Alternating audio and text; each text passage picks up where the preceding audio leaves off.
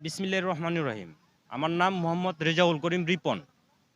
আমার বাবা সাবেক ইউপি সদস্য এবং আমার চাচা ৫ নং চন্দ্রপুর ইউনিয়ন যুবদলের সভাপতি এবং আমি চন্দ্রপুর ইউনিয়ন যুবদলের ৭১ বিশিষ্ট সদস্যর ৪৮ নম্বর সদস্য পদে আছি।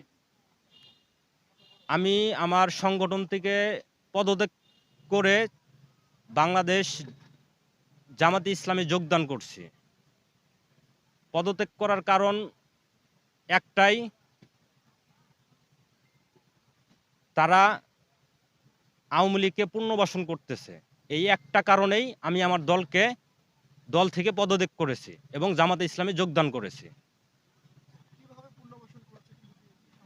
ভাই কিভাবে পুনর্বাসন করেছে এটা আপনারা মিডিয়া আমার চেয়ে আপনারা ভালো জানেন।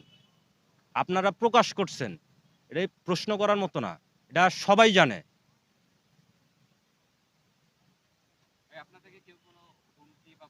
ভাই হুমকিতে আমরা ভয় পাই না। আমরা সত্যের পথে লড়াই করি।